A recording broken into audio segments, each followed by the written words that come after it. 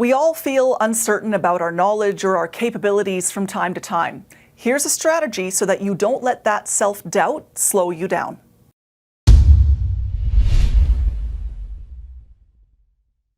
Hello, my friends. I'm Lauren Sergi, and this is Communication Q&A, where we dig into your tricky communication questions. If you think communication is an important skill in your workplace, be sure to subscribe to my channel and maybe share it with others who feel the same way. Today's question is from Himari, who asks, Dear Lauren, I work in a company with a research division and have been tasked with giving several talks about our research to our external partners. I am not the lead researcher, though, and am worried that I don't have enough expertise to give these talks. Should I be giving these talks? What do you do when you feel you don't have enough knowledge to be speaking on a subject? Thank you for your help, Himari. What a good question, Himari. You are not alone in your concern about not being knowledgeable enough to present on a certain subject. This kind of self-doubt hits just about everyone from time to time, including people with years of experience and vast expertise in their field. There are a couple of reasons we do this. First up, as we gain knowledge in a certain topic or field, our view of how big and complex that topic is also grows. We become more aware of just how much we don't actually know. You, who is someone who's involved in this research, are far more aware of what you don't know than your external partners who, frankly, don't know what they don't know, simply because they have a smaller frame of reference than you do. Unfortunately, this leaves many people feeling as though they have less expertise or mastery on a topic that they actually do. The other reason we doubt our expertise is due to a really interesting psychological phenomenon where, as we gain knowledge about something, we assume other people also know more about that thing. We end up overestimating how much other people know and then discount the extent of our own expertise. This is called the curse of knowledge bias or the curse of expertise bias.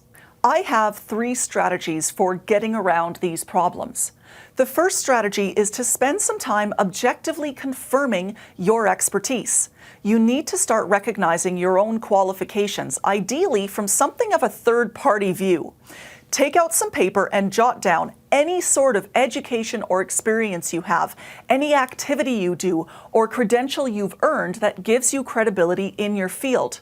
Write down the number of years you've worked in your current position or in your current field or industry, even if you feel the number of years is a little bit modest. Write down any degrees, certificates, or designations that you've earned. Have you ever published articles in your field? Take note of those. What special projects have you worked on or clients have you helped?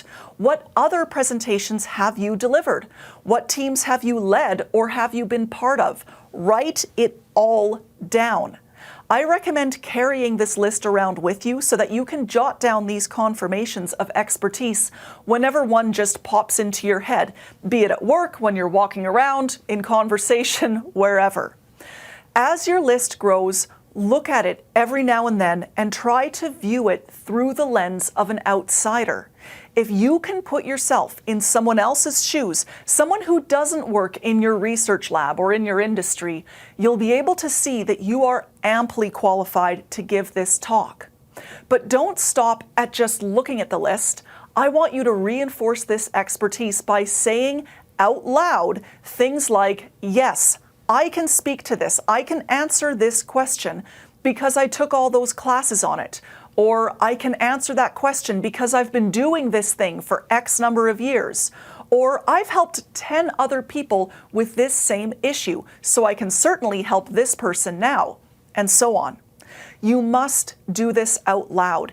It's important that you say the words and that you hear yourself saying them. It makes it more real. This may seem a little silly at first, but what you're doing is acknowledging and validating all of that proof you have that you are capable of speaking expertly about your subject. The next strategy is to look more closely at the external partners you'll be speaking to so that you can assess what they're trying to get out of your presentations. Even if they're also experts in this area, there's something they need from your presentation in order to move forward with their own goals. Identify what that is and how your presentations will fill that need. Ask yourself questions like, have they been involved in this actual research? What are their interests in this research? How does my presentation topic affect them? What are they going to be doing with the information I give them? What information do they really need from me? What information can they only get from me and from this presentation? Focusing your mind on their needs and figuring out what will be important to them is a way of using and reinforcing your expertise. It'll help you get out of your own head where all those negative self-doubt thoughts live and redirect your attention back towards where it really matters: the purpose of your presentation and your external partner's needs when they're listening to it. Finally, I want you to consider why you were chosen to give this presentation, you and no one else. You said you were worried that you aren't the right person to speak because you aren't the lead researcher. But the best person to give a presentation isn't always the person who knows the most about a topic. The knowledge may be a critical piece of the presentation puzzle, but it isn't the only piece. So ask yourself, what other skills or traits do you have that make you a good presenter on this subject, the perfect presenter on this subject? Maybe it's that you're excellent at handling questions from your partners. Maybe you have an important perspective on the topic, or you have existing relationships with your partners that the lead researcher doesn't have. It could be that the lead researcher is a terrible speaker and isn't able to explain the study in layman's terms, but you have a knack for making the research easy for your external partners to understand. These are all reasons that could make you the best person to speak about the research, even if there are a couple people who may have a bit more technical expertise than you. I hope these insights and suggestions help you own your skill and own your expertise, Himari. And for everyone watching, please remember that public speaking has a huge mental game component. So use these strategies and build up your confidence in your own expertise. Now, if you want even more help growing your skill and your confidence as a presenter, please do check out my online program, Business Presentation Mastery. This program covers everything from how to create great content, to how to deliver your talk, to mindset strategies like the ones we just covered today, all delivered at your own pace.